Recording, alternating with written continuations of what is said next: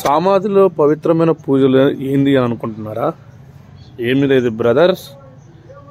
ఇక్కడ నవంబర్ 2 ఈ గ్రామంలో నవంబర్ 2కి చనిపోయిన వారు ఎవరైతే ఉన్నారో పెద్దలు ఇళ్లలో వాళ్ళకి పూజలు ప్రత్యేకంగా నిర్వహిస్తారు. చూడండి, మీరు చాలా ఏరియాల్లో సమాధులు చూస్తుంటారు. చనిపోయిన వాళ్ళకి వాళ్ళ కుటుంబంలో మాత్రమే వెళ్ళి అక్కడ చేసుకుంటారు. కానీ ఈ ఊరిలో చూడండి, అక్కడ సమాధులన్నీ ఒక్కడే ఉంటాయి. అందరూ రంగులు వేసుకుంటుంటారు, శుభ్రం చేస్తుంటారు. ఇలాంటి కల్చరు చాలా బాగుండిద్ది అని నా అభిప్రాయం.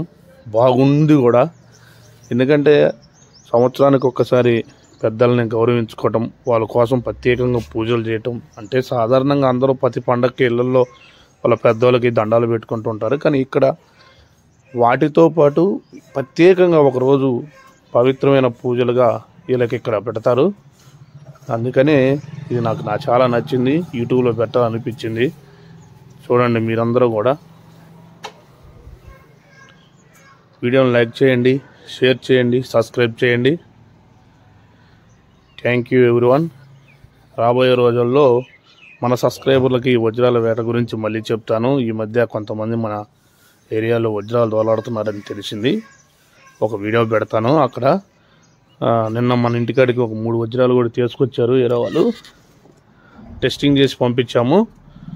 ఎందుకంటే మన సబ్స్క్రైబర్లు ఎక్కువ శాతం మంది కూడా వజ్రాల గురించే ఉన్నారు. లేనప్పుడు వాటి గురించి పెట్టడం ఇబ్బంది అని నేను పెట్టలేదు. నిన్న ఒక ఏరియా తెలిసింది, ఒకసారి చెప్పి పెడతాను. Okay, bye. ఉదయాన్నే సమాధులు అన్నీ శుభ్రం చేసుకుంటారు. తర్వాత అక్కడికి వెళ్ళిన తర్వాత యాటలు, మాంసం అవన్నీ రెడీ చేసుకొని ఇళ్లలో బిర్యానీలు బాగా తయారు చేసుకొని వాళ్ళందరికి కూడా ఇష్టమైన పదార్థాలు మొత్తం తీసుకొని సాయంత్రం పూట ప్రార్థనకు వెళ్తారు. ప్రార్థనలు కూడా ఆ సమాధుల దగ్గరే నిర్వహించడం జరుగుతుంది. ఆ పూజ ఎప్పుడైతే అయిపోయిన తర్వాత ఇక్కడ కార్యక్రమాన్ని గట్టిగా చేస్తారు. పూజ అయిపోయిన తర్వాత పూజ ఎప్పుడైతే అయిపోయిందో ఇక అక్కడ నుంచి బాంబులు, ఆ పాసులు అన్ని తెలుస్తూ ఉంటారు. Okay, bye. సబ్స్క్రైబ్ చేయండి, లైక్ చేయండి, షేర్ చేయండి.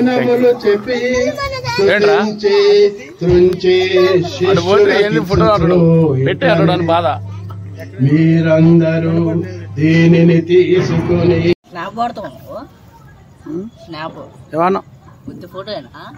ఏదో పండగ గుర్తుగా మనకి